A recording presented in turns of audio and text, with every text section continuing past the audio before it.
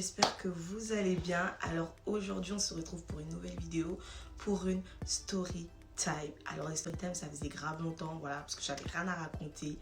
Mais là, il m'est arrivé dinguerie. Et je me suis dit, il faut trop que je raconte ça sur YouTube. J'ai attendu que ça passe quand même, que la pilule elle passe avant de la raconter. Parce que c'est quand même ma fierté quand on prend un coup. Mais je me suis dit, il faut que je raconte ça à mes gars, mes go, à ma communauté et tout. Donc voilà. Alors excusez-moi si vous entendez la télé, des bruits et tout. C'est parce que mon mari regarde la télé, il mange et tout.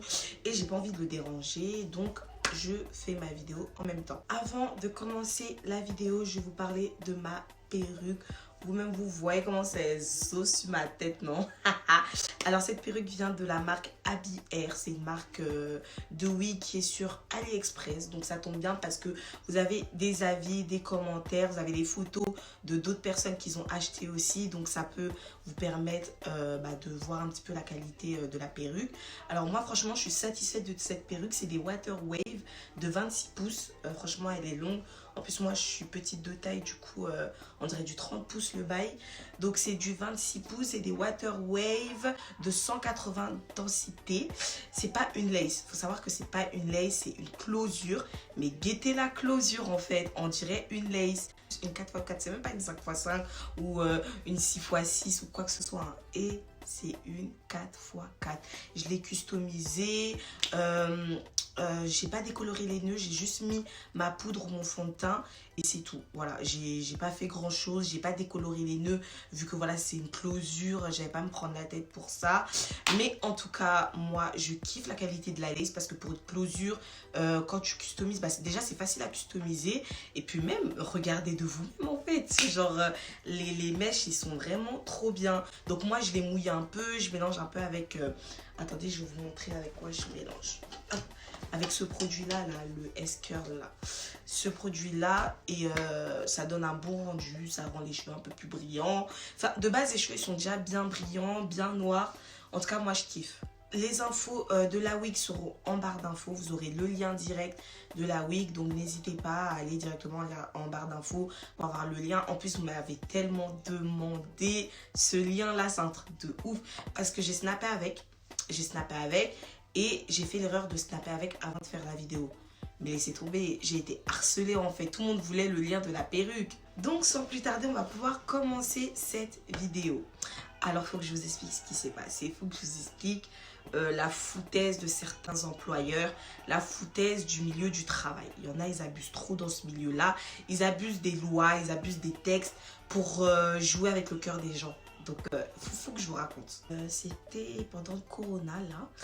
En juin, en juin, fin juin, j'ai quitté mon taf parce que, le taf que je faisais depuis à peu près 2 ans en complément de mes études, parce que voilà, ça me convenait plus, c'était trop loin.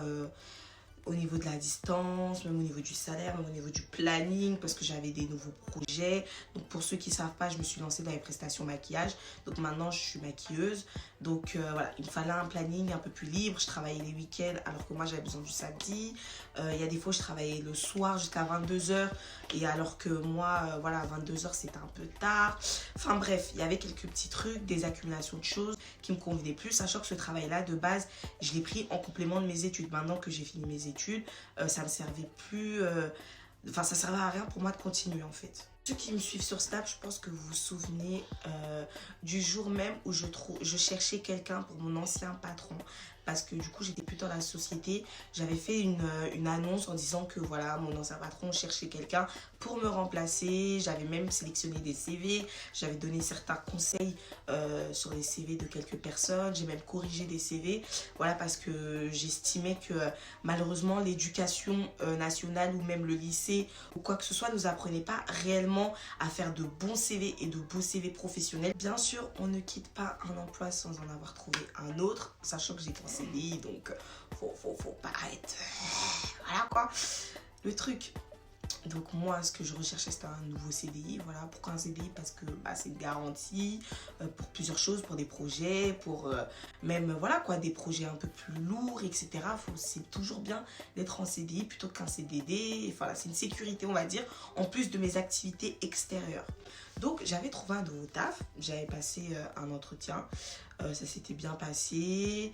Donc voilà, ils m'ont sélectionné, ils m'ont gardé. J'ai été appelée pour un deuxième entretien. Ils m'ont gardé, j'ai fait une formation, tout ça, je me suis intégrée. Donc cette entreprise-là, c'était une entreprise d'isolation. Vous voyez l'isolation à 1 €. Je pense que vous avez déjà dû voir des publicités. En gros, j'étais téléopératrice. Donc mon but, c'était de prendre des rendez-vous pour les commerciaux.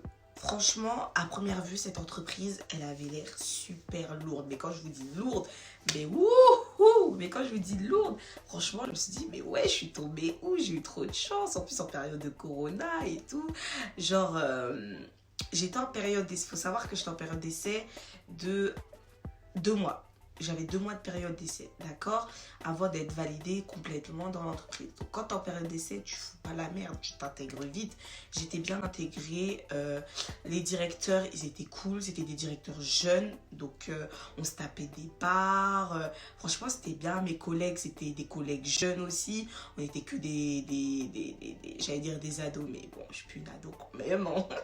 Bref, on était entre jeunes en fait. On avait tous entre 20 et 25 ans maximum, quoi. Vous voyez ce que je veux dire?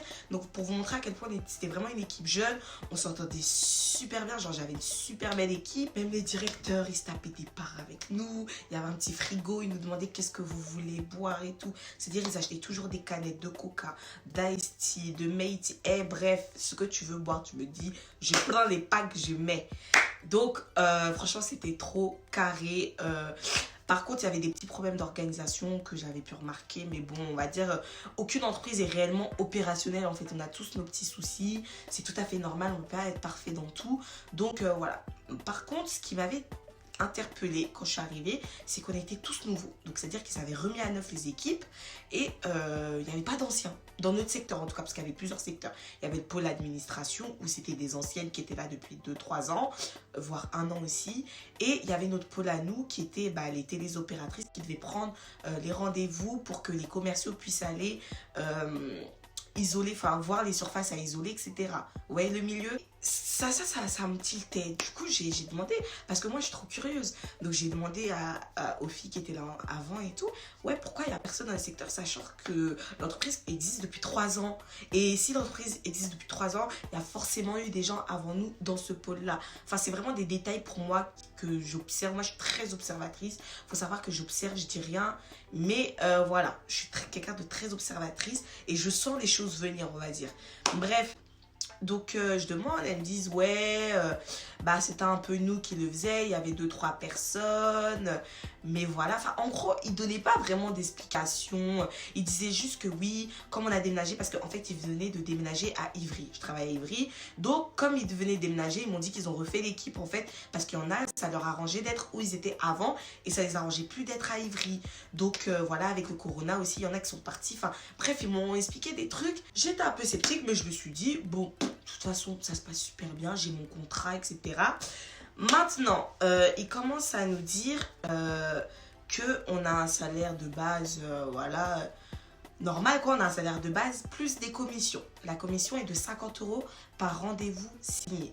Donc moi je me dis putain de jackpot, moi je me connais, je sais que voilà j'ai la fibre commerciale, voilà je suis au taquet, si je me mets à fond, moi mes 50 balles par rendez-vous, par contrat signé, je fais les manger en fait. Sachant que mon premier jour, j'ai fait au moins 10 rendez-vous.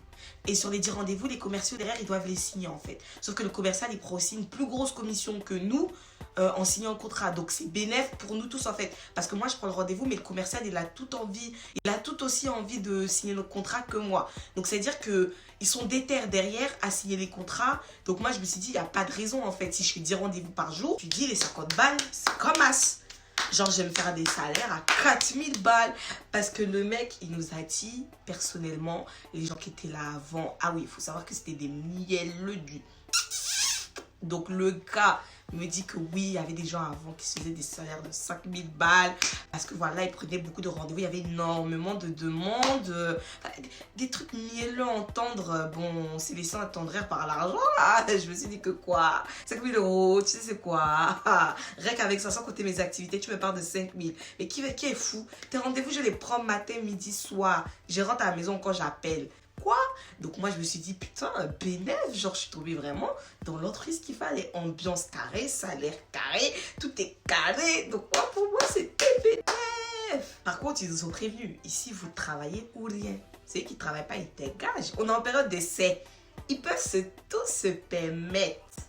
Il a dit, il a bien dit, celui qui fout la D, il dégage. La tête de ma mère, c'est pas tombé dans l'oreille d'un sourd, d'une sourde. J'ai entendu ça, il dit, mon frère, t'inquiète même pas, moi, là que tu vas me donner, là, c'est ça, il cherche. Il va prendre tes rendez-vous. Donc, moi, j'étais grave contente. J'explique à mon mari aussi grave content. Tout ça, on se dit, yeah! À Paris, là, ça a chié. On s'est promené en limousine. Moi, il voyait déjà ma vie, hein? Et je me suis projetée dans l'avenir. Mais est-ce qu'il savait ce qui m'attendait?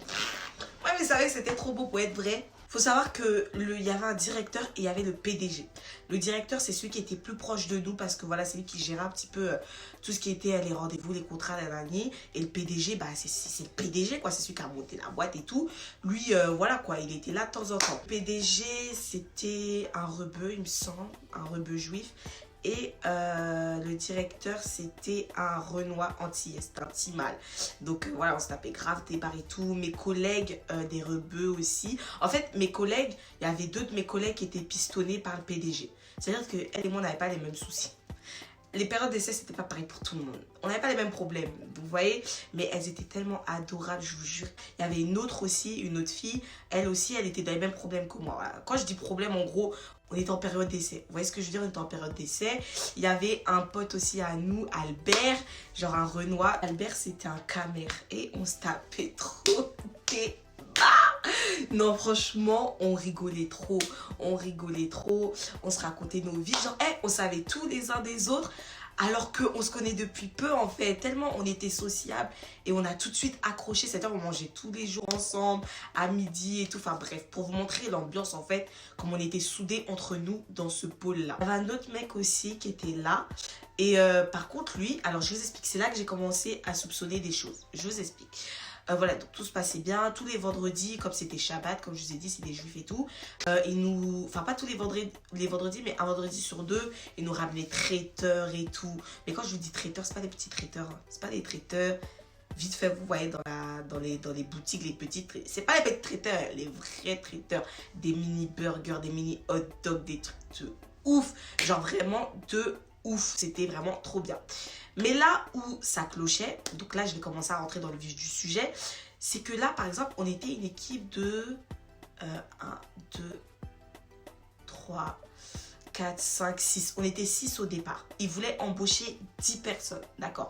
Retenez bien ça. Maintenant, il y avait un mec qui était avec nous au début.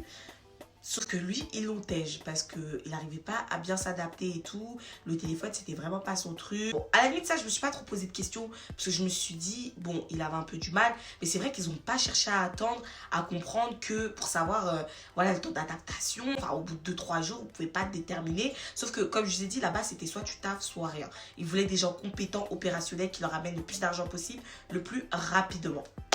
Maintenant, on fait notre vie et tout.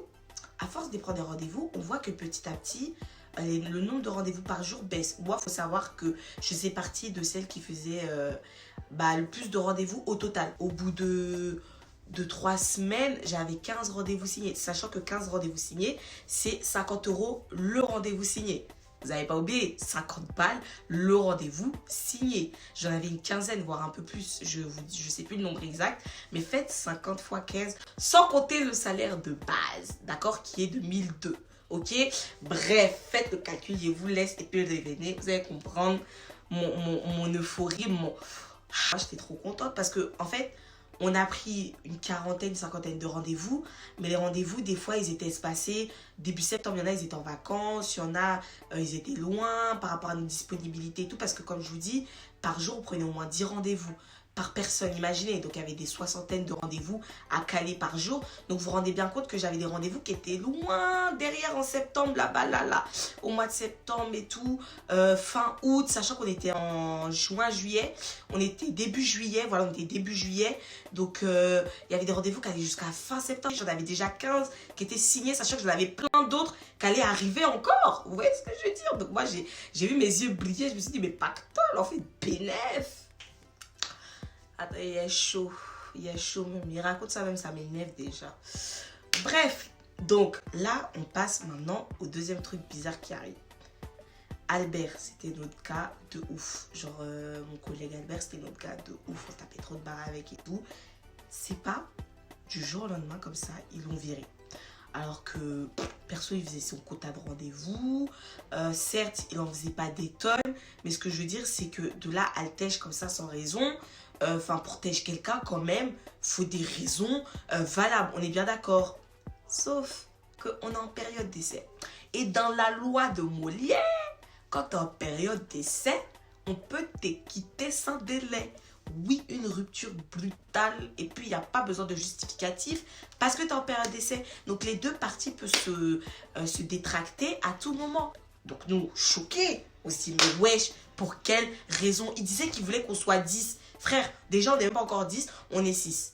Après, j'avoue qu'on était beaucoup, parce que comme je vous ai dit, le nombre de rendez-vous commençait à baisser. Et on s'est dit, mais il veut qu'on soit 10. Au final, on va faire 3-4 rendez-vous. On finissait par faire 3-4 rendez-vous par jour. On passait de 10 rendez-vous par jour à 3 rendez-vous par jour, parce qu'il n'y avait plus de clients. Et eux, ils voulaient recruter 10 personnes. Mais moi, je trouve qu'on était déjà beaucoup trop, en fait. Vous voyez? Et puis, ce qui me fait rire, c'est que genre, ils vont aller, genre, ils l'ont même pas montré dans la journée qu'ils allaient le tèche. Ils ont attendu la fin de la journée, ils ont attendu qu'il travaille bien, qu'il fasse bien sa journée, qu'il donne toute sa vie là. À la fin de la journée, à 20h, il l'appelle dans son bureau. Oui, est-ce que tu peux venir? Toi, c'est fini avec nous, salut. Genre comme ça, sans raison valable, ils ont inventé une histoire, mais qui est à dormir debout. Et on s'est dit, mais quel est le bordel en fait? Et c'est pas, il disait à Albert, ouais, de toute façon, t'es pas le seul sur la sellette et tout, nanana. Donc moi, en mode, comment ça, t'es pas le seul sur la sellette? Ils veulent tèche qui? Parce qu'il faut savoir que, comme je vous ai dit, on était que 4 au final. Il y avait moi, Elisa et les 2 pistonnés. Et croyez pas que les 2 pistonnés, c'est elles qui allaient tèche. C'était soit moi, soit Elisa. Donc, quand il a dit que t'es pas le seul, il y a d'autres gens qui sont sur la sellette, personnellement, mais permettez-moi de me sentir visée, en fait. Donc, moi, je me suis dit, mais non, ils peuvent pas me tèche. Enfin, de toute façon, tu fais partie de celle qui prend le plus de rendez-vous, qui est à fond dans son taf, mais ils n'ont rien à te reprocher, mais ils peuvent pas te tèche. Je me suis dit, soit ils l'ont dit ça pour le conforter dans l'idée qu'il le tèche, soit ils ont dit ça parce qu'ils comptaient vraiment le faire. Donc à partir de ce moment-là, moi j'ai commencé à me méfier. Perso, j'ai commencé à me méfier, j'ai commencé à faire attention à tous les détails. Moi, quand je commence à douter la tête de ma mère que même tes walpés, ils se dressent, je le remarque. Donc moi, j'ai commencé à activer mon champ de vision. Tous les détails pour moi comptaient. Et j'ai commencé à voir petit à petit qu'il y avait des incohérences, sachant qu'ils nous ont casé un mec. Donc un mec qui s'appelait Rudy. Moi, j'en ai vrai blaze, j'en ai rien à foutre. Donc, il s'appelait Rudy et tout. Et lui, c'était notre responsable de notre pôle. Lui, en fait, il s'occupait des plannings, des distances et tout. Parce que voilà, on avait des rendez-vous dans le 42. Après, il pouvait aller dans le 60. Donc, on organisait de telle sorte à ce que les distances ne soient pas trop longues entre chaque rendez-vous pour le commercial, pour pas l'épuiser. Bref, lui, clairement, il foutait rien. Si tu tombes sur cette vidéo, ouais, tu foutais rien. Tu servais à rien. Mais nada. Apparaître au téléphone, parler à A plus B, Jean-Jacques, tu servais à rien. Le mec, on lui dit de confirmer les plannings. Il nous refilait le taf.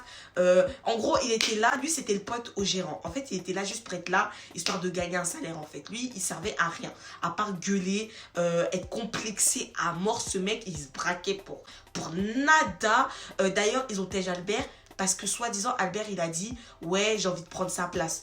Genre, c'est ce qu'ils ont dit. Donc, toi-même, si on dit ça, bon, ça te fait mal, pourquoi? Tu connais ta place, non? Tu n'es pas le pote du PDG. Est-ce que Albert peut se lever pour prendre ta place? Quelqu'un qui est arrivé il y a 2 semaines. Comment? Non mais, bref, pour vous dire, ce mec, c'était un fou malade. Il s'embrouillait avec tout le monde. Pas encore avec moi. Nous, moi, on a fini par s'embrouiller aussi parce que ça commence à bien faire, en fait. Je suis pas esclave de quelqu'un. Bref, le mec, il commence à s'embrouiller avec tout le monde. Même avec les meufs, les potes au PDG, hein. Pour vous dire à quel point il s'embrouillait avec tout le monde. Il s'embrouillait avec tout le monde. Le mec, il était de mauvaise humeur. Il mettait sa colère sur les gens, mais genre un starbé, le mec, un malade, macho, de ouf. Genre, t'es une meuf, t'as pas le droit d'élever la voix sur lui, mais toi, tu es qui? Et puis, on n'élève pas, on s'élève même jusqu'à 2 mètres sur toi. Mais, et le mec, un psychopathe, aucun respect pour la femme. Genre, bref. Mais moi, je suis quelqu'un, Je sais pourquoi je suis là. Je suis là pour faire mes sous, mon gars. On n'a pas les mêmes soucis. Tout le monde n'est pas pistonné dans cette boîte. Donc, il faut faire attention à ce que tu dis, à ce que tu fais. Donc, moi, clairement, je ne le calculais pas. Des fois, il me lançait des pics où il me faisait chier, mais je réagissais pas trop. Un jour, c'est pas... Lui, il est là pour confirmer les rendez-vous. Donc, il appelle les clients derrière pour confirmer s'ils seront bien là à telle date, nanani, à telle heure, pour leur rappeler qu'ils ont un rendez-vous, tant. C'est pas un jour les lois avaient changé et tout par rapport à l'isolation à 1 euro, c'était plus totalement 1 euro, il y avait d'autres charges et tout. Il fallait qu'on rappelle tous les clients qui avaient déjà passé rendez-vous pour leur dire que la loi avait changé, etc. Sauf que c'était son taf en fait, c'est lui qui confirme les rendez-vous. Avant même qu'on appelle les clients pour leur dire que la loi avait changé, les rendez-vous normalement étaient déjà censés être confirmés, vu que c'était des rendez-vous déjà pris. Le mec, il n'avait pas confirmé mon rendez-vous, d'accord? Il n'avait pas appelé. Donc le PDG nous dit oui, rappelez vos clients, non. Sauf que cette cliente-là n'était pas concernée par le changement de loi, parce que de base, elle n'était même pas éligible, elle allait tout sortir des travaux de sa poche. Les 20 000 elle allait les sortir de sa poche. Elle n'allait pas payer 1 euro pour l'isolation. Bref. Donc, elle n'était pas concernée, donc je ne l'ai pas rappelé. Mais de tous les cas, je n'avais pas besoin d'appeler parce qu'elle était déjà confirmée par le confirmateur. Et bien, il ne l'avait pas confirmée. La commerciale, elle est là-bas, elle est allée là-bas pour rien. D'accord? Il faut savoir que cette commerciale-là, c'est la belle-mère au PDG. Oui, c'était une petite entreprise un peu familiale, on va dire, mais bref. C'était la belle-mère au PDG. Donc, ça la yombe, elle a appelé le PDG, elle a dit oui, le rendez-vous de Fatou, je suis allée pour rien, nan. Et le PDG, il se dit, oh, mais je ne leur ai pas demandé de rappeler les clients, nan. Sauf que moi, je fais comprendre clairement. Non, mais bref, en fait, là, je vous explique ça, comprenez bien pourquoi. À ce moment-là, il ne m'a pas demandé d'explication, hein, parce que c'était la veille du jour où ils m'ont viré. C'était la veille du jour où ils m'ont viré qu'il y a eu cette histoire. Bref, c'est pas un matin, un vendredi, c'était un vendredi si je me rappelle bien, un vendredi matin, et je vais au taf à 10h et tout. Le PDG m'appelle dans son bureau. Et ça sent mauvais parce qu'à chaque fois qu'ils ont têché quelqu'un, c'était dans le bureau du directeur, pas du PDG, du directeur. Mais là, moi, c'était le PDG qui m'a appelé, donc je me suis dit, c'est pas pour me faire virer, c'est pour autre chose, peut-être, je sais pas moi. Donc je vais aller dans son bureau et tout. Tu sais, ça va ce qui m'attendait dans le bureau du gars là. Tu sais, ça même, j'avais même pas rentré. J'avais parti chouette sur ma chaise. Bref, le PDG m'appelle et il me dit, ouais, Fatou, bah écoute, on va arrêter aujourd'hui. Genre, il me dit ça comme ça. Je vous jure, mon cœur, il a fait tout doux. Oh. Tu te dis quoi même? Qui va arrêter aujourd'hui? Ouais, il comprend pas. Du Joël, tu t'es levé ma tête comme ça. Tu me dis qu'on va arrêter aujourd'hui. Bon, tu ne peux pas me dire ça hier soir. Toi, t'attends que je vienne pour travailler un matin pour me virer. Oh, mais ça m'a fait mal. De toute façon, j'ai déjà fondu le gars, mais j'ai pété un pont sa mère. Donc le gars, le PDG, je lui fais comprendre que mec, t'es bien mignon, mais c'est quoi tes raisons? Parce que moi, je voulais savoir qu'est-ce qu'ils allaient me sortir comme connerie encore. Parce qu'ils ont tous donné des petites excuses à un peu tout le monde. Ils avaient déjà viré 2 personnes avant moi. Moi, je commençais à prendre mes distances, à me poser des questions. Donc moi, je me suis dit, mais on va voir l'excuse qu'ils vont me sortir parce que je fais partie de celle qui a fait le plus de rendez-vous en fait au départ. Et même aujourd'hui, enfin même vers la fin en fait, je faisais partie de celle qui était la plus régulière, la plus sérieuse. J'étais très rarement en retard, très souvent en avance. Mais genre j'étais en retard peut-être 1 fois ou 2 et encore. Mais vraiment sur 1 mois, parce que oui c'était au bout d'1 mois qu'il m'a envoyé dans son bureau. Donc je me suis dit mais qu'est-ce qui va me sortir comme raison en fait? Parce que par rapport aux autres j'étais vraiment assidue, en avance etc. Les gars, ils me sortent. Oui, en fait, il n'y a pas assez de travail, vous êtes beaucoup trop, on est en sureffectif. Donc moi, il dit aux gars, c'est pas vous qui voulez prendre 10 personnes là. Là, on est combien? On n'est pas 4. On est 4. Bon, toi, tu parles de quel sureffectif? Moi, je vous dis, bizarre ton histoire, enfin... Sureffectif, oui, effectivement, j'ai remarqué qu'on prenait de moins en moins de rendez-vous, mais en même temps, vous savez ce que vous faites, non? C'est pas vous qui voulez 10 personnes, enfin, voilà quoi, c'est pas une excuse valable pour moi, quoi. Et donc, je lui dis, et c'est rien que pour ça. Parce qu'on est en sureffectif, donc vous me virez moi. Et pourquoi moi et pas d'autres, en fait? Pourquoi pas les autres? Enfin, c'est quoi votre excuse réellement? Parce que moi, ça me fait bien rire, en fait. Tu me prends un matin comme ça pour dire qu'on va s'arrêter. Tu te fous de moi? Tu te fous de moi? Donc, je vais vous expliquer pourquoi ils ont fait tout ça à la fin. Et je pense que vous-même, vous avez compris un petit peu au fur et à mesure de l'histoire. Donc, le gars, il me fait comprendre que... donc, voilà, comme il avait rien su moi, il me dit, oui, d'ailleurs, Marina, c'est sa belle-mère, elle est allée à un rendez-vous à toi qui n'était pas confirmé. Pourtant, je vous avais bien demandé de reconfirmer vos rendez-vous. J'ai dit, vous m'avez demandé uniquement de reconfirmer les rendez-vous dont les lois avaient changé. Et je lui fais comprendre, est-ce que cette cliente-là en question avait un changement de loi? Non. Oui ou non? Non, elle n'avait pas de changement de loi. Bon, j'allais l'appeler pour lui dire quoi? C'est ça en fait le problème. Donc moi je dis mais ça c'est pas mon travail en fait. Vous avez engagé un vaurien là-bas. Non mais je lui ai bien fait comprendre que c'est pas mon travail. Que vous avez un gars là-bas qui fout rien matin, midi, soir, qui est assis là-bas. C'est son travail de confirmer les rendez-vous en fait. Donc moi c'était pas à moi de faire ça. Donc commencez pas à me sortir cette excuse là. Parce que c'est même pas moi. C'est ça là. C'est même pas un peu mon problème. Elle n'était pas concernée par ce que vous nous avez demandé de faire. C'était une cliente qui allait faire des travaux de sa poche. Donc j'avais pas à l'appeler en fait. Il me dit oui mais même c'est ton rendez-vous. C'est ton rendez-vous. Je fais et alors c'est pas moi qui confirme les rendez-vous. Donc le mec il commence à monter le ton aussi parce que vas-y je le contredis. Monsieur est fâché. Donc il commence à monter le ton. Je fais hey, écoutez vous êtes des putains d'escrocs. Moi j'ai compris dans votre jeu mais j'attendais de voir ce que vous alliez me dire. Moi clairement je dis c'était des escrocs et des voleurs. Elle commence à monter ses grands chevaux. Ouais, de toute façon, nanani. Je dis, vous avez rien à me dire. Vous n'avez pas d'excuses. Vous venez de me dire que vous étiez en sureffectif. C'est du mytho. Moi, je vais vous dire ce qui s'est passé. Que j'avais déjà cramé. Depuis le début, à partir du moment où vous avez dit à Albert qu'il y a d'autres personnes qui étaient sur la scène, j'ai compris le jeu. Vous faites exprès de dire aux gens qu'ils vont avoir un CDI. Je vous explique leur jeu. Il faut exprès de dire aux gens qu'ils vont avoir un CDI. Il les met en période d'essai 2 mois, histoire de les motiver à prendre un max de rendez-vous. Parce que toi, derrière, tu sais que tu vas gagner un CDI. Donc, qu'est-ce que tu veux? Qu'est-ce que tu fais? Tu donnes tout. Donc, tu prends un max de rendez-vous, en fait. Donc, tu dis, ouais, j'ai pas le droit à l'erreur. Et puis même, les commissions de 50 € aussi, c'est un truc déguisé pour te motiver à prendre plus de rendez-vous. Sauf qu'il faut arrêter ta période d'essai. Sachant que tant que le client n'est pas installé, il ne te donne pas tes 50 balles. Au final, tes 50 balles, il ne te les donne pas. Vous voyez ce que je veux dire? Ils ne te les donnent pas. En fait, c'est d'escroquerie. Il faut exprès de dire c'est un CDI, mais en fait, non. Ils savent très bien dès le départ qu'ils vont te prendre que pour 2 mois. Au final, ils savent déjà au moment où ils te recrutent qu'ils vont te garder que 1 mois ou 2. Hein. Et c'est pour ça qu'il n'y avait personne avant nous. Et tout ça, sachez que je l'avais déjà compris. Mais mon erreur n'a pas été de partir avant qu'eux-mêmes ils me tègent. Et c'est ça qui me fait mal. C'est moi qui aurais dû partir avec dignité. Mais sachez que je n'ai pas laissé. Je n'ai pas laissé. Tu me tèges pas comme c'est pas ta camarade. C'est pas toi qui m'a accouché, qui m'a pété. C'est pas toi qui a mis 9 mois dans le ventre de ma maman. Et elle n'est pas laissée. Ce que tu as fait aux autres, c'est pas moi que tu as fait. Voilà, les autres sont partis sans broncher. Mais moi, c'était hors de question que je laisse passer ça en fait. Parce que j'avais cramé le truc. Et même mon mari, il le savait parce que je lui avais dit. Même il y avait une pote à moi que j'avais déjà dit. J'ai dit, hey, je le sens pas, je sens qu'ils nous utilisent. Je sens qu'ils nous utilisent. Je le savais, je le sentais. Mais je me suis dit, mais ils ont rien à me reprocher, je taffe bien. Donc peut-être que moi, ils vont me garder. En fait, j'ai été naïve parce que je pensais que je leur apportais quelque chose que quelqu'un d'autre ne pouvait pas apporter. Alors que c'est faux. Ils peuvent prendre quelqu'un.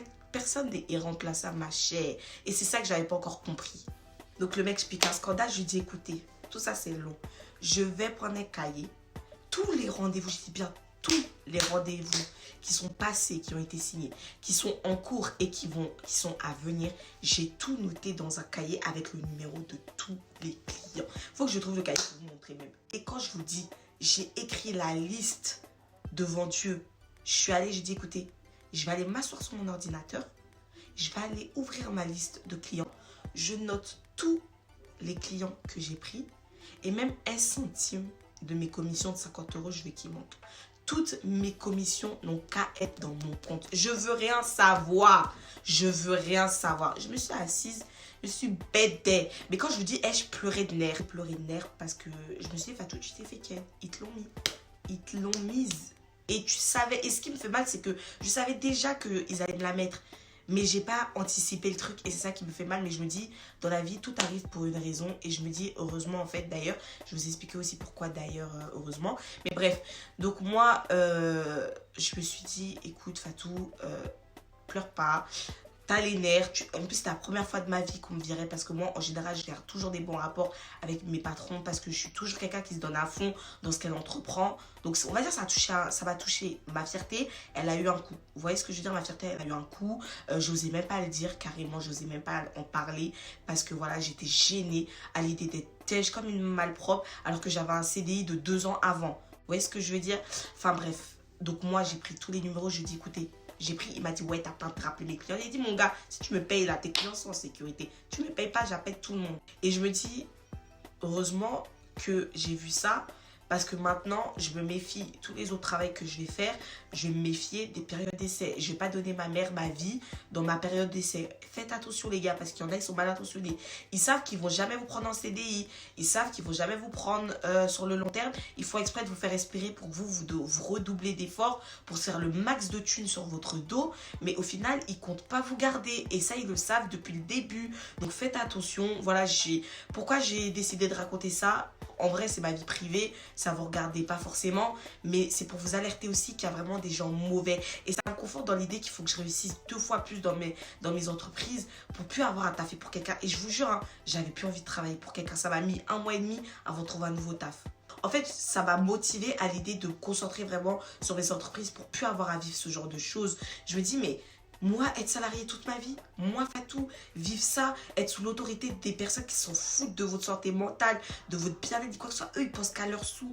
Sachez que vous êtes employé, hein, mais ils s'en battent les couilles de vous. Peu importe à quel point votre patron, ils sont gentils, ils pensent d'abord à eux, à leurs finances et à leurs bénéfices. Croyez pas, croyez pas. Vous avez beau vous entendre comme vous voulez avec vos patrons, ils penseront toujours d'abord à leur entreprise avant vous. Vous êtes personne pour eux. Vous êtes leur employé. Et franchement, je me suis dit, mais je veux plus travailler pour quelqu'un. Je voulais me foutre au chômage. Je vous dis la vérité. Je voulais me foutre au chômage. J'allais gagner 1000 et quelques. Je voulais avoir mes activités à côté. J'allais être bien. Je me suis dit, non, je suis pas comme ça. Et puis moi, je suis quelqu'un, plus je reste à la maison, plus je suis paresseuse. Franchement, c'est un mois là, j'étais tellement paresseuse. Je faisais rien au final qu'il faut toujours que j'ai un truc où je suis active. Et c'est pour ça que je me suis lancée dans les prestations maquillage parce que ça me fait déplacer, ça me fait bouger et je kiffe le domaine du make-up. C'est vraiment ma passion. Donc, franchement, c'est quelque chose qu'il me fallait. Et franchement, je me suis dit, mais pourquoi j'ai pas commencé depuis le début à faire des prestations? Ça se trouve, là, j'aurais été à un autre niveau, un nouveau cran de mon entreprise, mais chaque chose en son temps. Et là, je me dis, heureusement que je suis plus à ce taf-là parce que avec les prestations maquillage, ce taf-là, il collait pas parce que je faisais 10h, 20h. Du lundi au vendredi, certes, j'avais le week-end pour faire des prestations. Mais là, avec mon nouveau taf, j'ai tous mes après-midi plus mon week-end. Donc, c'est encore mieux. Donc, Dieu a toujours un plan pour vous, pour nous en fait. Faut jamais se morfondre et se dire ah pourquoi tant, Dieu pourquoi tu me fais ça. Non, Dieu a toujours un plan. Il sait pourquoi il vous fait tant. Donc voilà, on arrive à la fin de la vidéo. Je crois que là franchement la vidéo elle a été hyper longue, mais parce que j'ai vraiment voulu vous donner les détails pour que vous compreniez au mieux le pourquoi du comment en fait. Si j'avais pas donné certains détails, vous n'aurez pas compris que en fait ce qu'il voulait c'était nous utiliser depuis le départ. Et attendez, c'est pas fini. Le directeur, le Renoir, celui qui a fait notre entretien et celui que j'ai pas eu le temps de dire au revoir, il est décédé 2 semaines après que je sois partie d'un accident. Je crois, c'est même passé dans le Parisien. Peut-être que certains d'entre vous ont vu un accident de trottinette électrique. Il a été percuté par une voiture dans le 95 ou dans le 94, je sais plus c'était où. Mais franchement, paix à son âme. Moi, je leur souhaitais pas du mal. En tout cas, pas à ce point-là. Mais franchement, j'étais choquée. Jusqu'à aujourd'hui, je suis bouche bée. On m'a appris son décès. J'étais choquée. Même là, l'entreprise, elle est fragilisée parce que c'est lui qui gère un peu tout. Moralité de l'histoire, ne faites pas du mal autour de vous parce que toute chose a une fin. Le directeur, il m'a recruté dans le but de m'utiliser. Aujourd'hui, il est décédé, il va répondre de ses actes. Je dis pas que c'est bien qu'il soit décédé, au contraire, parce que lui, il a quand même été gentil avec nous pendant qu'on était salariés. Mais ce que je veux dire, c'est ne faites pas le mal, vous savez pas quand est-ce que votre vie va s'arrêter. Donc voilà, on arrive vraiment à la fin de la vidéo. Là, j'espère que la story time vous a plu, que vous l'avez trouvée enrichissante et utile. Voilà, parce que faire des story time, je vois pas l'intérêt s'il n'y a pas une moralité à la fin de l'histoire, vous voyez. Enfin bref, là la vidéo elle va être super longue je pense. J'essaie de faire du mieux que je peux au montage pour couper des parties un peu inutiles parce que peut-être que j'ai donné trop de détails dont on s'en foutait en fait. Bon, on verra comment ça va se passer. En tout cas, je vous fais de gros bisous. Comme d'habitude, ça a été un plaisir de me tenir devant vous. Et voilà, on se dit à la prochaine pour une nouvelle vidéo.